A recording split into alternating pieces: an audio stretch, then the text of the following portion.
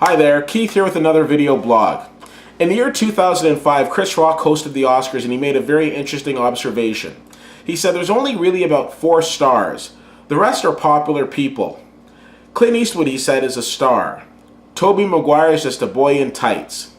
Now, I have nothing against Tobey Maguire, but I'll say there aren't that many real bona fide stars out there. But make no mistake about it, Denzel Washington is one of them. I don't think I've ever seen a movie of Denzel Washington's that I didn't like. There might be some that I like more than others, but I've never left a Denzel Washington movie thinking to myself, wow, that really sucked. Now you can credit that to the directors, but at the same token, which top director hasn't he worked with? I think a lot of credit has to go to Denzel and his phenomenal performance. I mean, if I was to walk up to somebody and say Denzel, I think immediately you know that I'm talking about Denzel Washington. The same way I could walk up and say Oprah and clearly you know I'm talking about Oprah Winfrey. He has made a landmark of phenomenal movies. Movies such as Training Day, for which he won his Oscar for lead actor. Movies like The Hurricane or Malcolm X.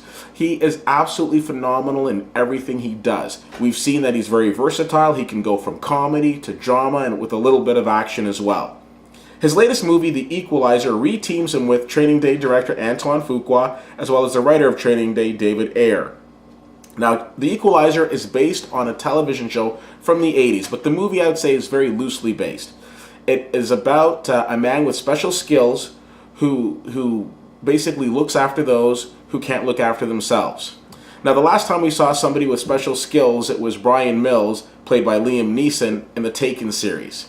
Now, with all due respect to the Taken series, The Equalizer just seems to be a little different. First of all, we're not necessarily dealing with people being kidnapped and sold into the slave trade. More so, we're dealing with a guy who's just going about his life, minding his own business, and he sees things that he doesn't like, and he sets out to right different wrongs.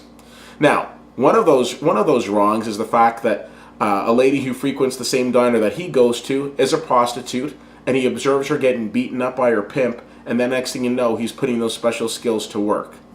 Denzel is fantastic to watch in this movie because his subtle gestures and his movements, especially how he looks at people or things that he observes, is just so fascinating to see.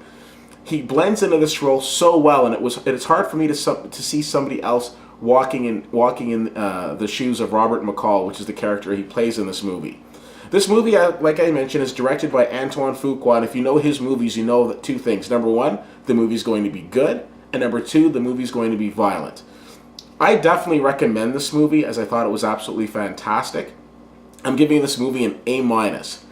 Now, Chloe Grace Moretz is in this movie as well. She shed her kick-ass gear, and she's barely recognizable from her role that we saw her in a few months ago in If I Stay. She plays vulnerable very well as the young prostitute that befriends Robert McCall, again played by Denzel in this movie.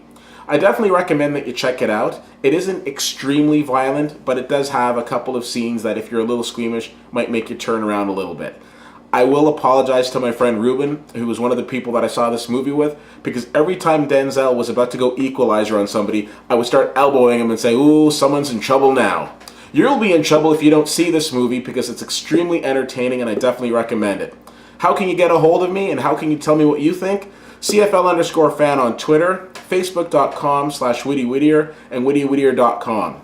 Thanks so much for checking out this blog, and I'll see you at the movies.